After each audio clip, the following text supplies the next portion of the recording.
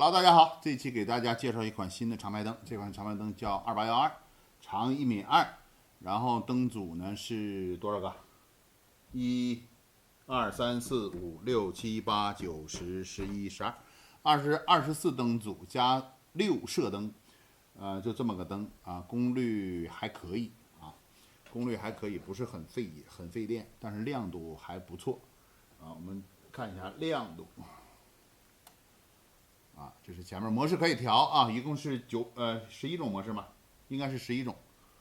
一会儿给你们导一下模式，然后来配合它的是一个 AS580的主机 ，AS580的警报器呢是100瓦、200瓦兼容的，它跟那个 CODE3的3599的功能基本相似啊。灯控是5路啊，功率100瓦、200瓦兼容。我们建议现在是用1颗喇叭，1颗100瓦喇叭就够了。然后它还有那个音频输出功能。然后呢，看看这是灯的亮度，我们听一下警报器的声音，来。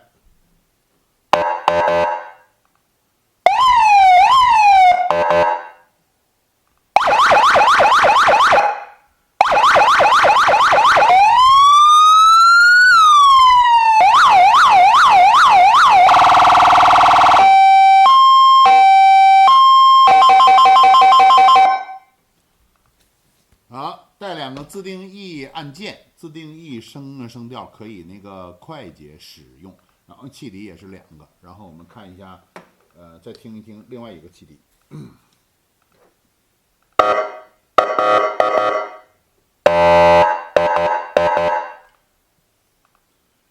然后还有一个音频输出功能，我们听听那个外放的效果怎么样啊？我这有一个这个。放着歌呢吗？放着歌，来一下。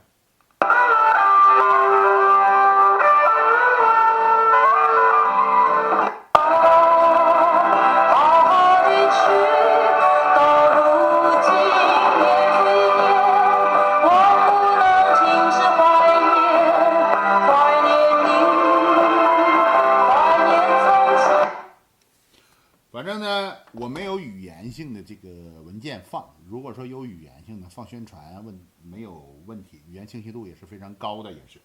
那我们现在看一下，灯的这个模式。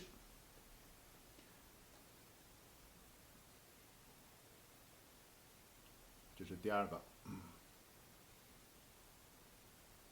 第3个，这是第4个。第5个，第6个，第7个，第8个，这家伙开了挂。第9个，第10个，11，这个我挺喜欢。12，转圈圈。好了，这个模式就灭了。啊，你算这个是13个，但是这个不能算个模式，用啊。然后就用这个初始模式，回去自己调就好了。